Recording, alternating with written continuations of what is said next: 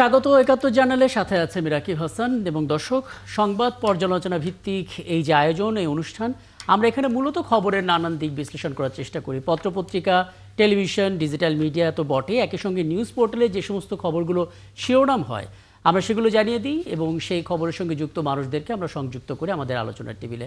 আমাদের স্টুডিও এবং অনলাইনে সংযুক্ত থাকা অতিথিরা সে সমস্ত খবরের গভীরে ঢোকেন এবং আমাদেরকে সেই বিশ্লেষণগুলো জানান।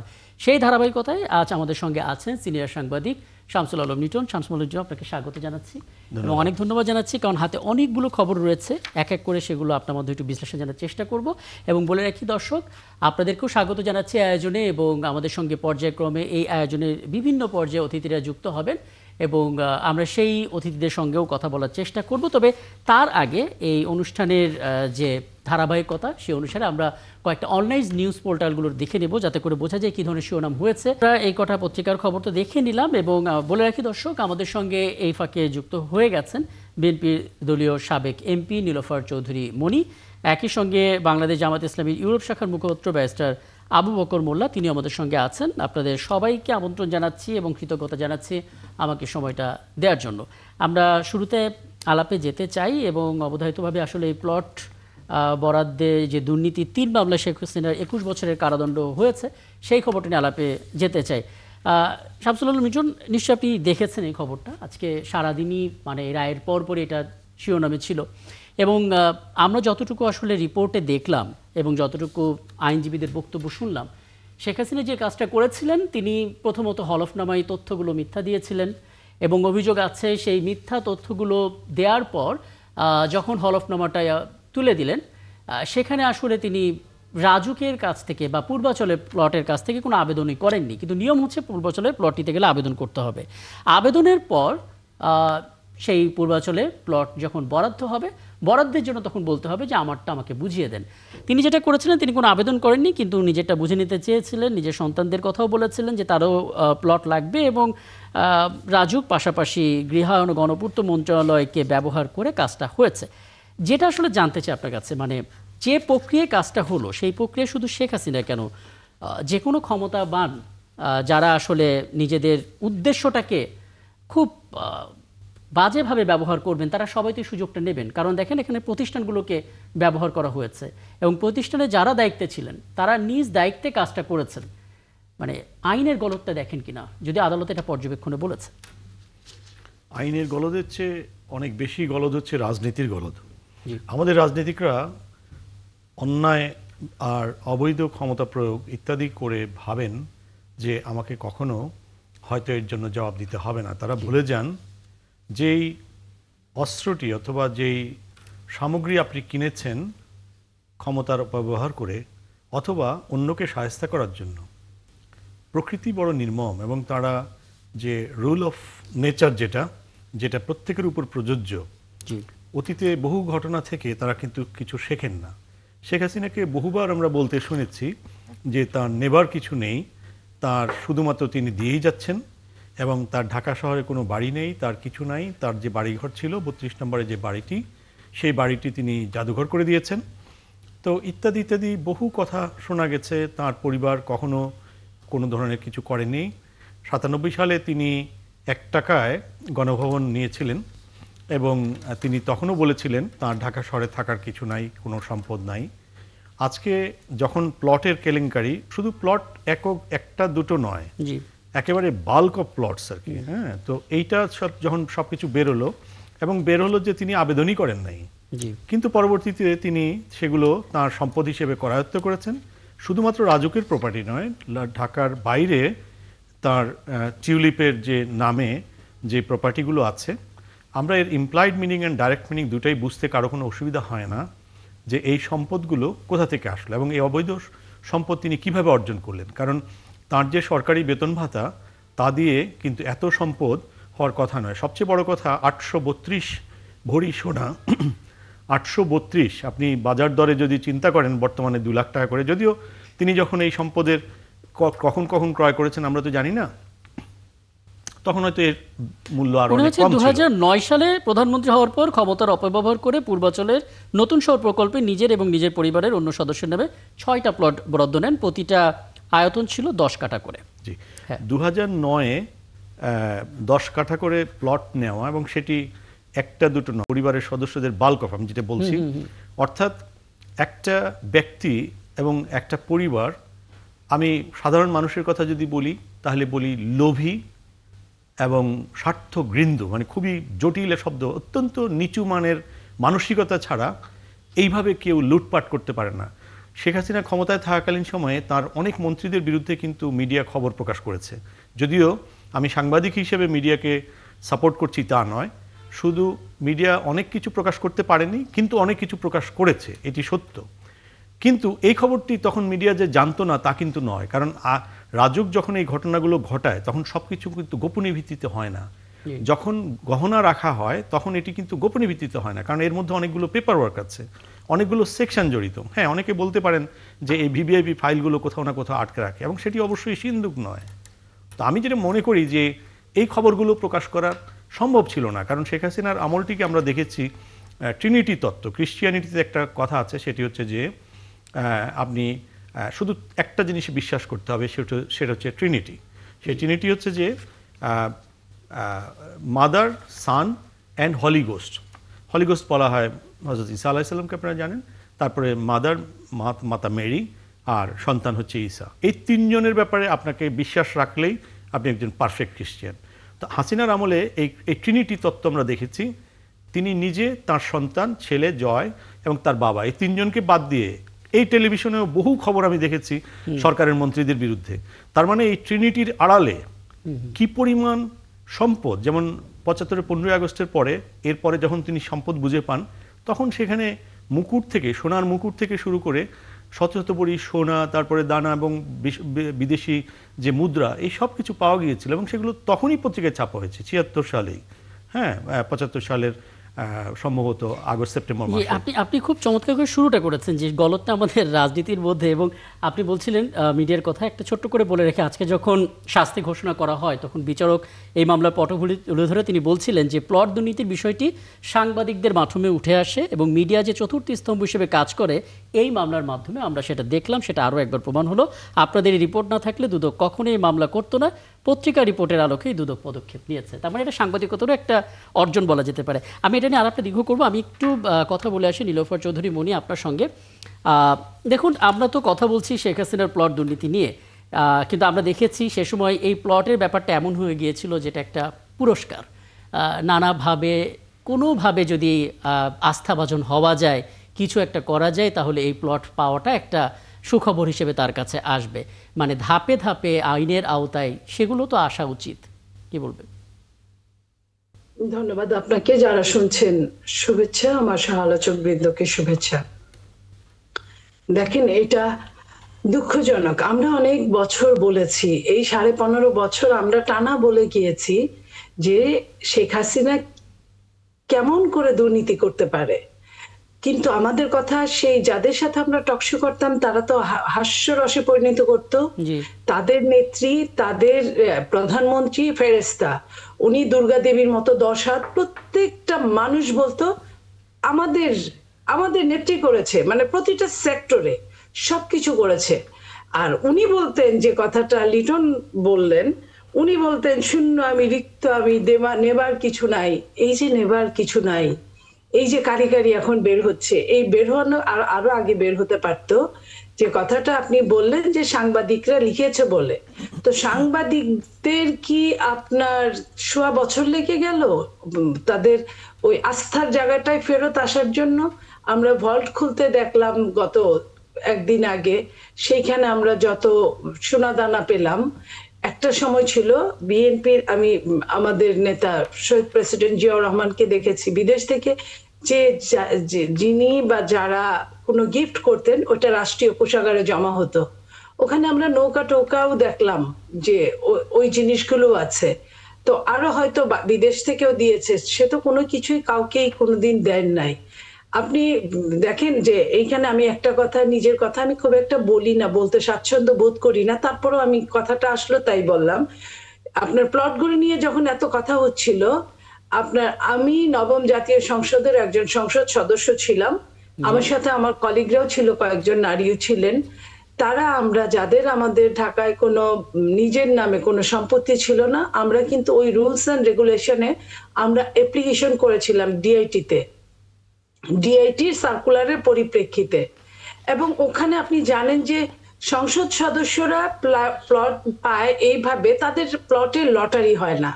তাদের যদি জায়গা সম্পত্তি ঢাকায় না থাকে তারা এমনিতেই পেয়ে যায়।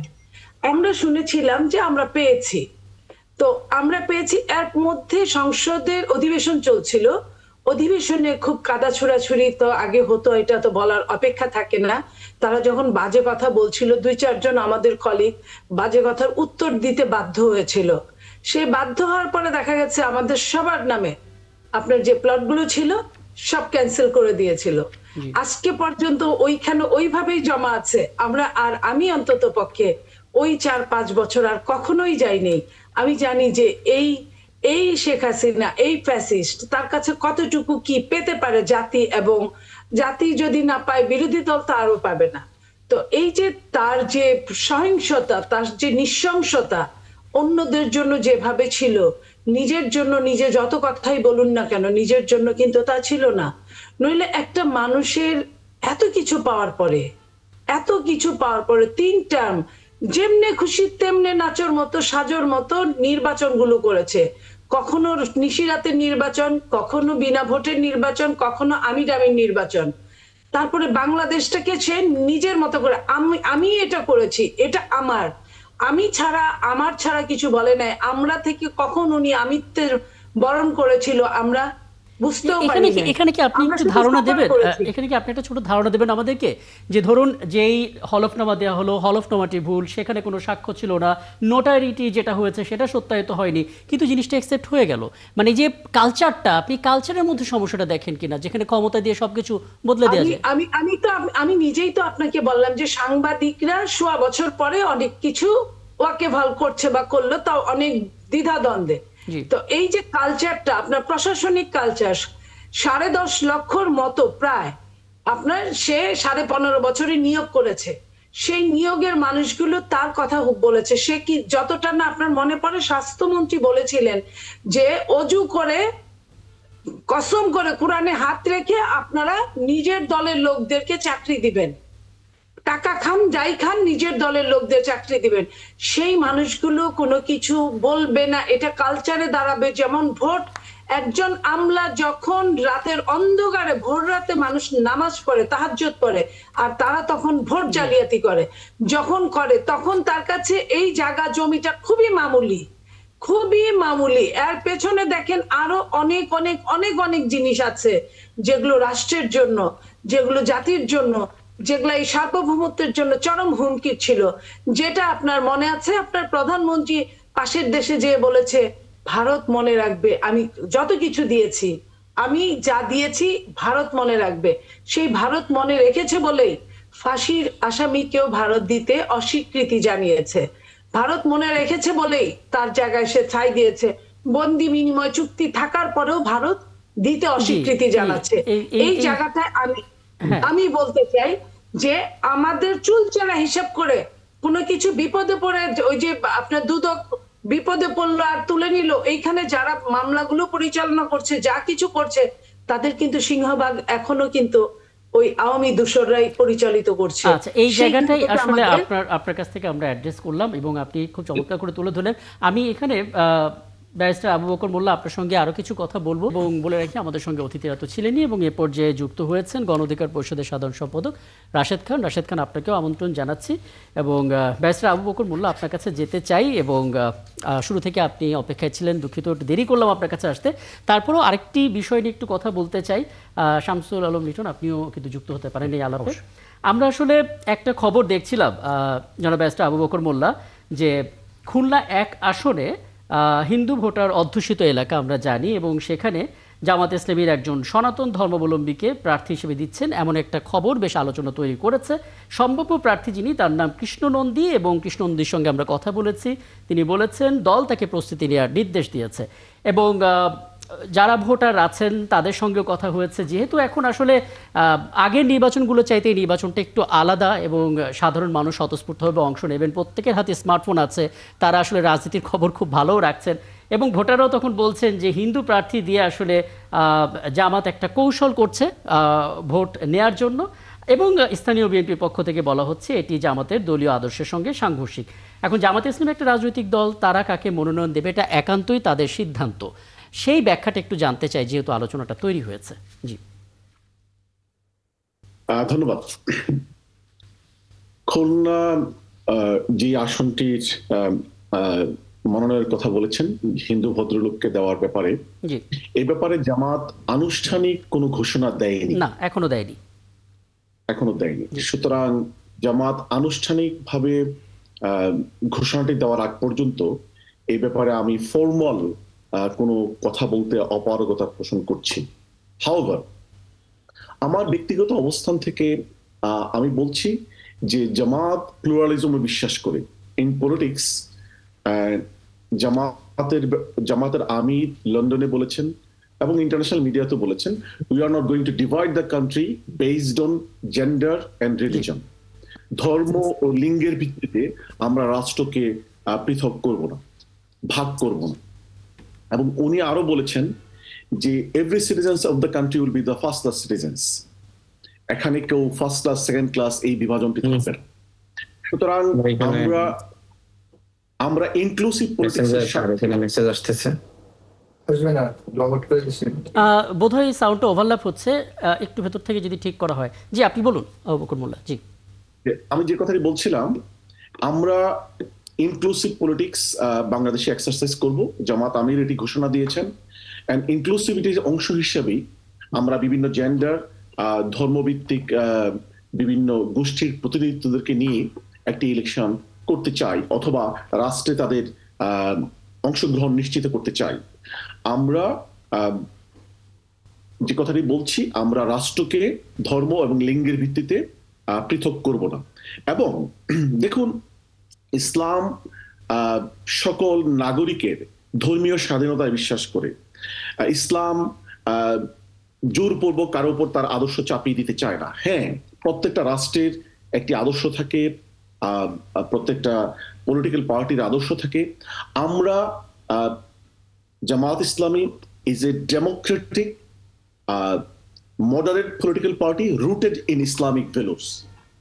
এইটা হচ্ছে আমাদের রাজনীতি। এটি করতে যে আমাদের এই আদর্শের সাথে যারা একমত হবেন, ভিন্ন ধর্মের যারা রয়েছেন, তারা এই দেশেরই নাগরিক, তারা বিএনপিকে সমর্থন করতে পারে, তারা অন্য দলকে সমর্থন করতে পারে, তারা জামাতকেও সমর্থন করতে পারে। জামাত ইসলামের পলিটিক্সের একটা পার্টিতে সকল মূলনীতি নিয়ে কাজ করে না, অথবা সকল মূলনীতির জন্য সমানভাবে কাজ করে না।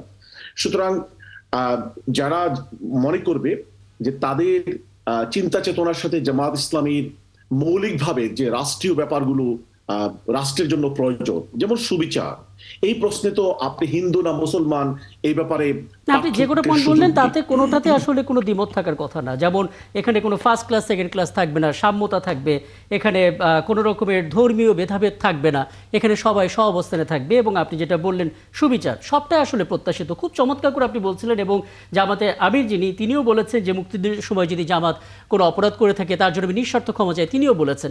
এগুলো আসলে আশাবাদ তৈরি করে, কিন্তু কখন আসলে হতাশ হতে হয় যখন আমরা দেখি শীর্ষ কর্মকর্তারা বা শীর্ষ নেতারা বলেন যে খবরদার, আমি শাহজাহান চৌধুরী, আমাকে যারা চেনে না তারা এখনো মাটির নিচে বসবাস করে। এই বক্তব্যগুলো তো একটা ভুল ন্যারেটিভ দেয়। কিছুদিন আগে আমরা এটাও শুনেছি যে কোনো হাঙ্কি পাঙ্কি এরকম চলবে না। এই শব্দগুলো আসলে কেন শুনতে হয়? মানে পুরো সাংঘর্ষিক মনে হয়। জনাব শামসুল আলম, আপনি যুক্ত করতে পারেন। জি, আমি ধন্যবাদ ব্যারিস্টার আবু বকর মোল্লা। আমি রেসপন্ড করলে মনে ভালো ছিল। হ্যাঁ প্লিজ, আপনি বলেন তারপরে যাব। জি জি, দেখুন, হাঙ্কি পাঙ্কি উনি যে শব্দটি বলেছেন এটি তো একটি ইংলিশ শব্দ। লিটন ভাই যে দেশে মেইনলি থাকেন আর আমি যে দেশে থাকি, হাঙ্কি পাঙ্কি মানে খুব ফ্রিকুয়েন্টলি ইউজ হয়।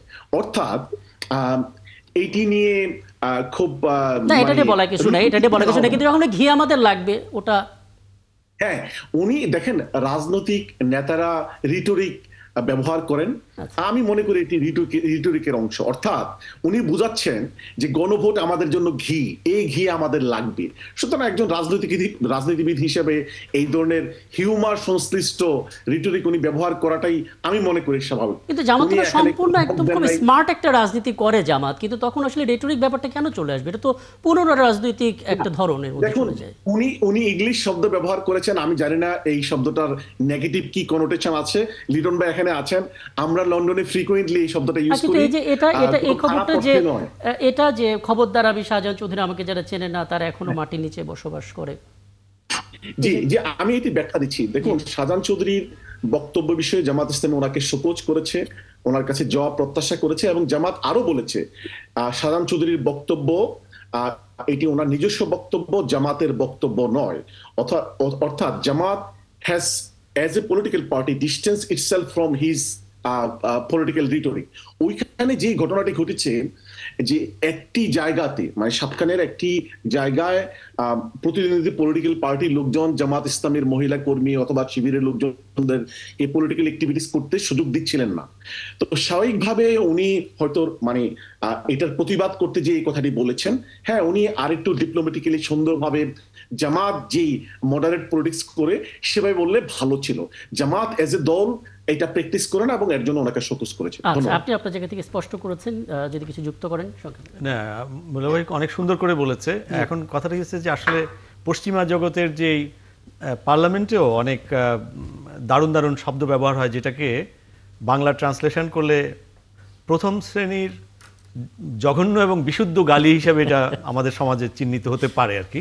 তো এটা ইসলামিক ভ্যালুজের সঙ্গে যায় কিনা, যেহেতু আপনার পার্টি ইসলামিক ভ্যালুজের ভিত্তিতে করে, এবং স্পেশালি কৃষ্ণনন্দী, মিস্টার কৃষ্ণনন্দী, তিনি প্রথম হিন্দু নন, ঢাকা বিশ্ববিদ্যালয়ের একজন সিনিয়র প্রফেসর সায়েন্স ফ্যাকাল্টির, আমি ভুলে গেছি।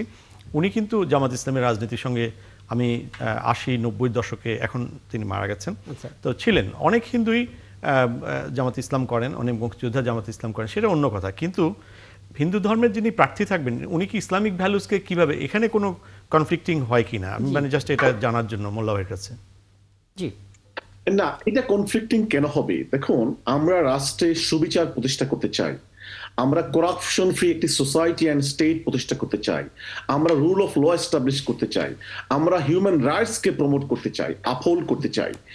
ফান্ডামেন্টাল এই ব্যাপারগুলোতে যদি বাংলাদেশে একজন নাগরিক জামাতকে সহযোগিতা করে জামাতের সাথে একসাথে কাজ করতে চায়, আমরা তো তাকে বলতে পারি না যে আপনি আমাদের রাষ্ট্রের এই মৌলিক গুরুত্বপূর্ণ বিষয়ে আপনি আমাদের সাথে রাজনীতি করবেন না।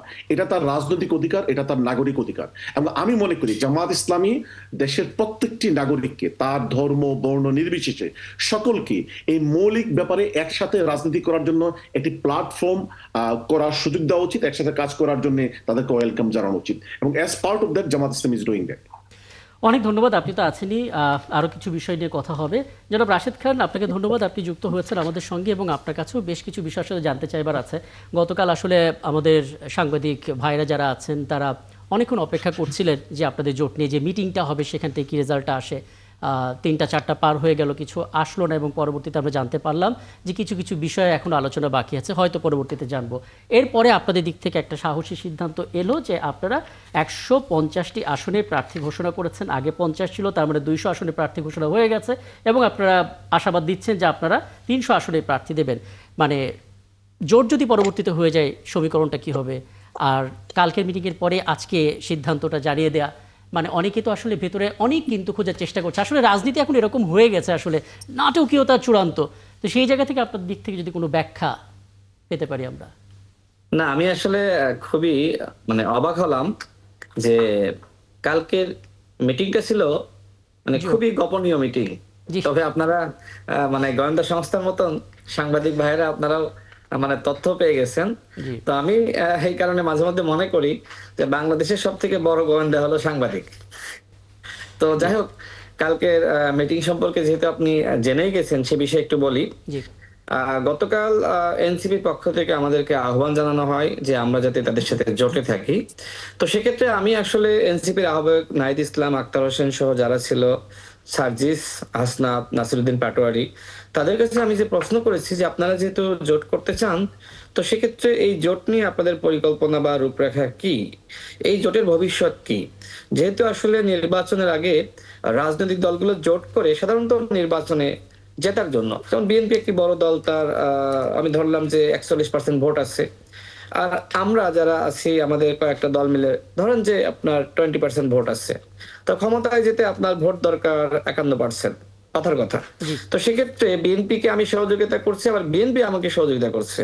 বড় দল হিসেবে বিএনপি বেশি আসন নিচ্ছে এবং আমরা মাঝারি ছোট দল হিসেবে আমাদেরকে কম আসন দিচ্ছে বা মাঝারি মানের আসন দিচ্ছে। তো বাংলাদেশে তো আসলে আমরা দেখেছি যে অতীতেও সবাই আসলে এইভাবে জোটবদ্ধভাবে নির্বাচন করেছে। তো আমি যেটি বলছিলাম, তো আমি এই প্রশ্নগুলো তাদেরকে করেছি যে আসলে এই জোটটা আসলে কি করতে চাই, তো তাদের কাছ থেকে আসলে স্পেসিফিক কোনো উত্তর আসে নাই। তো সেক্ষেত্রে আমি তাদের বলেছি যে আপনারা একটু চিন্তা করেন যে আসলে আপনারা কি চান, এবং আমরাও আসলে চিন্তা করি। যদিও আজকে আসলে মানে গতকাল যেহেতু 12টা বেজে গেছে, জি তাদের আসলে আপনার জোটের আত্মপ্রকাশের সময় ছিল, তো আমাদেরকে বলছিল যে আমরা একটি সময় নির্ধারণ করেছি, আপনারা আমাদের সাথে আসেন। তো আমি সেখানে বলেছি আসলে এইভাবে তো আসলে জোট হয় না, এটার জন্য একটু সময় দরকার, আমাদের কেন্দ্রীয় পরিষদ রয়েছে, আমাদের অঙ্গ সংগঠন রয়েছে, তাদের সাথে বসতে হবে। প্লাস আমি নিজেও রাজনীতি করলেও এখানে লিটন ভাই আছে, লিটন ভাইয়ের সাথে সেই 18 সালের পর থেকে আপনার যোগাযোগ সম্পর্ক, তার সাথে পরামর্শ করা হয় বিভিন্ন ইস্যুতে। জি তো এরকম তো আমার অনেকে আছে, তাদের সাথে তো আমাদের কথা বলতে হবে। তো সব মিলে আসলে আমরা তাদের সাথে বলেছি যে এটা আলোচনা শুরু হলো, চলুক, তারপরে আমরা সিদ্ধান্তে যদি আমরা আসলে পৌঁছাতে পারি, আমরা যদি ঐক্যমতে আসতে পারি, তখন দেখা যাবে। আরেকটি বিষয় সেটা হলো, দেখেন বিএনপির সাথে আমরা 2022 সাল থেকে যুগপৎ আন্দোলন করেছি, এবং সেখানে যে 31 দফা রয়েছে, এই সংস্কারের দফা, এটা কিন্তু বিএনপি সহ আমরা একসাথে তৈরি করেছি, এবং আপনার সেখানে জাতীয় সরকারের একটি কমিটমেন্ট রয়েছে। তো এখন বিএনপির সাথে যেহেতু যুগপৎ আন্দোলনের সম্পর্ক, তো আমি তো এক রাতের মধ্যে ওই সম্পর্ক নষ্ট করতে পারি না। আমি আমি যদি বিএনপির সাথে নাও থাকতে চাই, আমি মনে করি বিএনপির সাথে আমার আলোচনার মাধ্যমেই আমার আসা উচিত। আমি বিএনপি কে না জানিয়ে হুট করে আবার এনসিপি সহ গণ অধিকার পরিষদ আরেকটি জোট করা, এটাকে আমি রাজনৈতিক প্রতারণা হিসেবেই দেখি। সুতরাং আমরা এখনো পর্যন্ত ওইদিকে আসলে যাইনি, কোনো চূড়ান্ত সিদ্ধান্ত গৃহীত হয়নি। আরেকটি বিষয় অ্যাড করি, এখানে যেহেতু রাজনৈতিক আলোচনা হচ্ছিল, আমি একটু অ্যাড জি করি। লিটন ভাই যেটি বললেন, দেখেন আমি মাঝে মধ্যে আসলে কনফিউশনে পড়ে যাই যে আমি জামাত ইসলামকে আমরা একটা সময় এক ধরনের রাজনৈতিক দল হিসেবে দেখেছি, এখন অভ্যুত্থানের পরে তাদেরকে আমি আবার ভিন্ন রূপে দেখছি, যে তারা আসলে কখনো মধ্যপন্থী দলের মতন আচরণ করছে, কখনো আবার আপনার ইসলামিক দল হিসেবে আচরণ করছে। যেমন আমরা জামাত ইসলামের সংগঠন ছাত্র শিবিরকে আমরা ক্যাম্পাসে দেখেছি যে তারা একটা মডারেট, যেটা এখানে ফারুক ভাই বললেন, যেটি আসলে যে একটি মডারেট, আবু বকর মোল্লা ভাই, আবু বকর মোল্লা, জি সরি আবু বকর মোল্লা ভাই, তার সাথে অনলাইনে অনেক টকশো করেছি। জি তো ভাই যেটি বললেন যে একটি মডারেট পলিটিক্যাল পার্টি, হ্যাঁ আমরা ক্যাম্পাসে দেখেছি যে আসলেই ছাত্র শিবির একটি ডেমোক্রেটিক এবং একটি মডারেট সংগঠন হিসেবে সেখানে কাজ করেছে। এক পাশে শিবিরের আপনার সমর্থিত ভিপি ক্যান্ডিডেট, অন্য পাশে জিএস ক্যান্ডিডেট, মাঝখানে কিন্তু একজন নন হিজাবি আপনার নারী শিক্ষার্থী আমরা দেখেছি। তো এক্ষেত্রে আসলে ইসলাম আসলে এটাকে অ্যালাউ করে কিনা, তো সেজন্য আমার মাঝে মধ্যে মনে হয় যে ইসলামী ছাত্র শিবির কি আসলে তারা কি আমাদের মতন, আমাদের ছাত্র অধিকার পরিষদ, ছাত্রদল সেরকম সংগঠন হয়ে গেল, নাকি আসলে জি তারা রাশিদ ইসলামী খান, ছাত্র? আমি আমি খুব চেষ্টা করলে হয়তো এখানে ছাত্র শিবিরের কোনো একজনকে আনতে পারলে খুব ভালো হতো, তাহলে আপনার কথার উত্তরটা না, দিতে আমি পারতো। আমি কিন্তু একটু আমার জাস্ট হাতে একটু না একটু শেষ আরো করি। দুটো খবর আছে, সেগুলো নিয়ে আসলে আপনাদের মন্তব্য জানতে চাইতে খুব ইচ্ছাও করছে। আমি আমি রাশেদকে একটা প্রশ্ন হ্যাঁ করি। প্লিজ। রাশেদ, আপনি এবং নূরকে আমরা বিএনপির গ্রিন সিগন্যাল তালিকায় বিভিন্ন সময় দেখেছিলাম। আপনাদের সঙ্গে আলোচনাটি অব্যাহত চলছে নাকি মানে নতুন ডাইমেনশনে আপনারা ভাবছেন? এবং এনসিপির দিক থেকেও আসলে সর্বশেষ অবস্থানটা কি? আপনি তো ফর্মাল কথাগুলো বললেন, ইনফর্মাল কথা কি? জি আচ্ছা আচ্ছা, না ইনফরমাল কথা নিয়ে তো আর টকশোতে আলোচনা করা যায় না, তারপরে বলি আমি কিন্তু আগেই বলেছি যে বিএনপির সাথে 2022 সাল থেকে আমাদের যে যুগপৎ আন্দোলনের সম্পর্ক, এখন ওই সম্পর্ক তো এক রাতের মধ্যে আমি নষ্ট করতে পারি না। আলোচনা আছে বিএনপির সাথে একসাথে নির্বাচন করার ব্যাপারে, পজিটিভ আলোচনা রয়েছে। এর পাশাপাশি এনসিপিও বিভিন্ন সময় প্রস্তাবনা দিয়েছে, গতকাল রাতেও তো আমাদের সাথে বসলো। এর পাশাপাশি আরো গণঅভ্যুত্থানের অন্যান্য শক্তি, তারাও কিন্তু বলেছে যে আসেন আমরা একসাথে কিভাবে কাজ করতে পারি।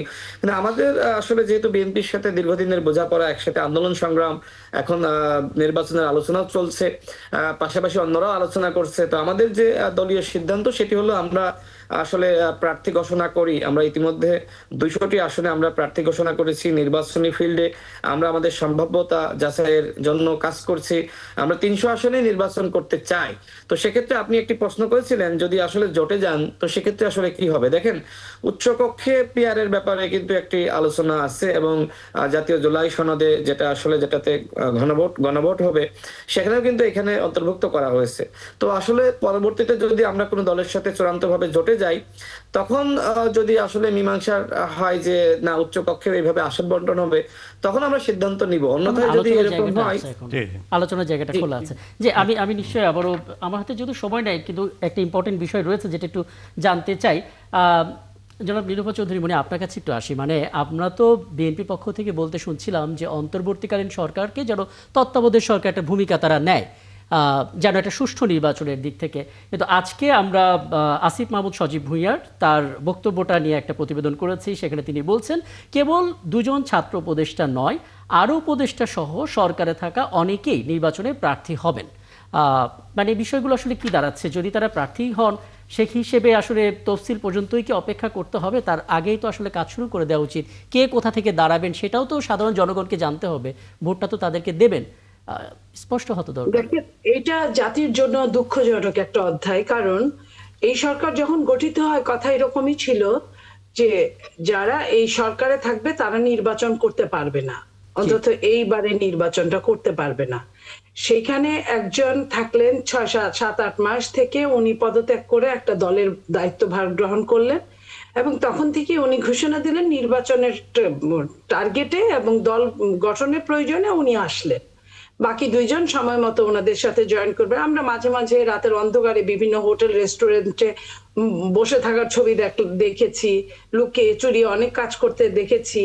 তো এখন মাঝে মাঝে শুনছি তারা নির্বাচন করবে, কখনো শুনি নিরপেক্ষ এককভাবে নিজেরা দাঁড়াবে, তারা স্বতন্ত্র প্রার্থী হিসেবে।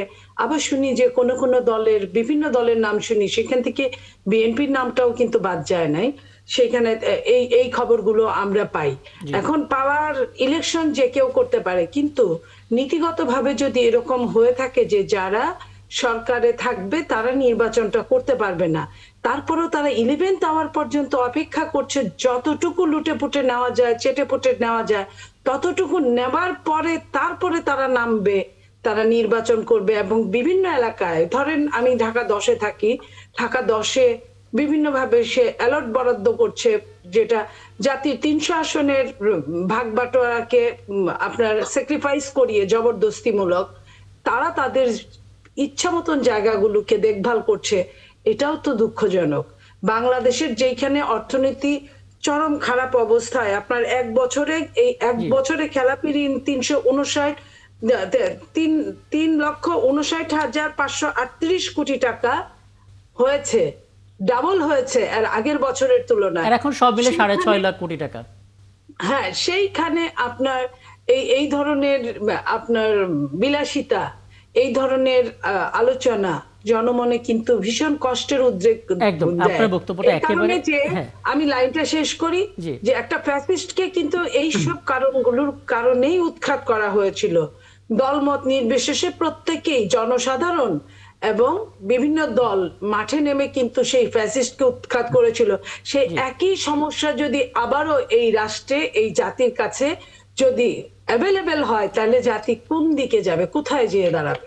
একদম এই প্রশ্নটা নিয়ে আমি আমার এই পলিটিক্যাল আলাপের একেবারে সামারিটা আপনার কাছ থেকে টানতে চাই জনাব শামসুল উলুম লিটন। মানে একজন উপদেষ্টাই কেবল নয়, 2জন ছাত্র উপদেষ্টাই নয়, আর উপদেষ্টা সহ সরকারে থাকা অনেকেই নির্বাচনের প্রার্থী হবেন বলে জানিয়েছেন আসিফ মাহমুদ। বৃহস্পতিবার সচিবালয়ে তিনি এই কথাটা বলেছেন, এবং ইচ্ছুকদের তফসিল ঘোষণার আগে পদত্যাগ করা উচিত, এই কথাটাও তিনি বলেছেন। তবে কোথায় থেকে কোন দলের প্রার্থী, আমি মনে হয় শামসুল আলম ভাইয়ের কাছে যাওয়ার আগে ছোট্ট করে একটু রাশেদ খানের প্রশ্নের একটু, ওটা অনেক দীর্ঘ হয়ে যাবে, এটা অনেক দীর্ঘ হয়ে যাবে, কারণ এখানে ছাত্র শিবিরে কেউ নাই তো। আচ্ছা ঠিক আছে, সংক্ষেপে, তাহলে খুব সংক্ষেপে। জি, সেটা হচ্ছে যে ইসলামের অন্যতম গুরুত্বপূর্ণ বিষয় হচ্ছে আদল এন্ড ইহসান, justice and transparency. Jamaat Islami আদল, কোরআনের বিধান অনুযায়ী আদল এবং ইহসান প্রতিষ্ঠার অংশ হিসাবেই সকলকে সাথে নিয়ে একটি মিডিওকর রিলিজনের প্রতিনিধিত্বের অংশ হিসাবেই একটি নতুন বাংলাদেশ গড়তে চায়, 2.0 করতে চায়। সুতরাং it is more Islamic than what we think of. Thank you. অনেক ধন্যবাদ। আমি একটু শামসুল ইসলাম আপনার এই মন্তব্য। Thank you. এই যে তিনটি দলের তিনজন প্রতিনিধি, বিজ্ঞ মানুষ, মনিয়াপা, ব্যারিস্টার আবু বকর মোল্লা এবং রাশেদ খান, তিনজনই সংগ্রামী। আমরা রাশেদ যে বলছিল 18 সাল থেকে ছাত্রদের আন্দোলনে এবং শেষ পর্যন্ত ছাত্রদের নেতৃত্বেই পুরো জাতি ঐক্যবদ্ধ হয়ে এবং নিপীড়িত রাজনৈতিক দল হিসেবে বিএনপি, জামাত ইসলাম এই গণতন্ত্রটি এনেছে। এখানে আসলে বিএনপি জামাত কিন্তু আওয়ামী লীগকে নিষিদ্ধ করার দাবি কোনোদিনই তুলে নাই, বরং আওয়ামী লীগই জামাতকে একেবারেই অযাচিতভাবে শেষ মুহূর্তে এসে নিষিদ্ধ করেছিল। এই দলগুলো সবাই মিলে কিন্তু গণতন্ত্র এবং মানবাধিকার, ভোটের অধিকার সবকিছুকে উদ্ধার করেছে, দেশের স্বাধীনতা সার্বভৌমত্বকে উদ্ধার করেছে। সুতরাং এই যে ব্যাপারটি, এই নির্বাচনে এগুলো জোটের আলোচনা এবং রাজনৈতিক দলগুলো অত্যন্ত কঠিনভাবে একজন আরেকজনকে অ্যাটাক করছে।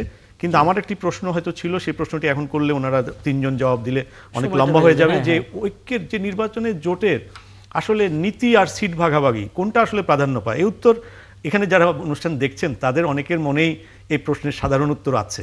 কিন্তু আমরা আসলে যে গণতন্ত্রটি এবং যে রিপাবলিকটি দেখতে চাই, এই দলগুলোর ঘাড়ে কিন্তু অসংখ্য শহীদের রক্তের দায়, এবং আমরা যখন দেশের মুক্তির জন্য, গণতন্ত্রের জন্য, সার্বভৌমত্বের জন্য ছাত্রদের পাশে দিনের পর দিন তারা রক্ত দিয়েছে রাস্তায়, বিভিন্ন ধরনের ইয়েতে, এই যে রাশেদ কত অত্যাচারিত হয়েছে, ব্যারিস্টার মোল্লা এবং আমাদের মতো বহু মানুষই দেশে দিনের পর দিন আমরা আসতে পারিনি, আমাদের আত্মীয় স্বজনের মৃত মানুষের মুখটাও দেখতে পারিনি, মনিয়াপাদের অনেক সংগ্রাম ছিল।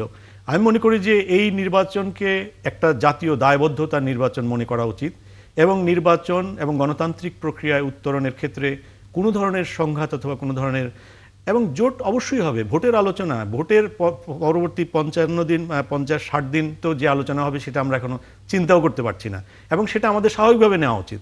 গণতন্ত্রে যেই কঠিন আলোচনা, ব্রিটেনে যেখানে যে গণতন্ত্রের উত্থান হয়েছে, পার্লামেন্টারি গণতন্ত্র, সেখানে যেসব ভাষা পার্লামেন্টের আলোচনা হয় সেগুলো ট্রান্সলেট করলে আপনারা গণতন্ত্র কেউ পছন্দ করবেন না। আসলে কিন্তু এটা হচ্ছে ফুল অফ ডিবেট।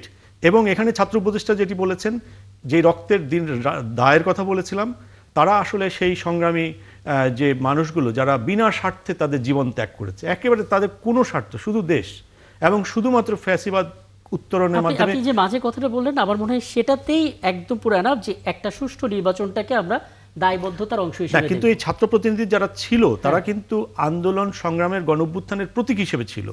এখন তারা এই সরকার, এটা জনতার সরকার ছিল, এটা কিন্তু তত্ত্বাবধায়ক সরকার ছিল না, এটা অন্তর্বর্তী আমরা একটা নাম দিয়েছি, কিন্তু এটা জনতার সরকার, এবং তাদের অধিকার প্রত্যেকেরই আছে, কারণ এটা কিন্তু তত্ত্বাবধায়কের যে নৈতিক দায়বদ্ধতা তার মধ্যে কিন্তু নাই। যারা আসিফ নাহিদদেরকে খুব নির্মমভাবে অ্যাটাক করে, তাদের আমি নির্মমভাবে অ্যাটাক করতে চাই। তারা কেন ধারণা করেন না যে গণঅভ্যুত্থানটি হয়েছে, এরা তো শহীদের তালিকায় থাকতে পারতো।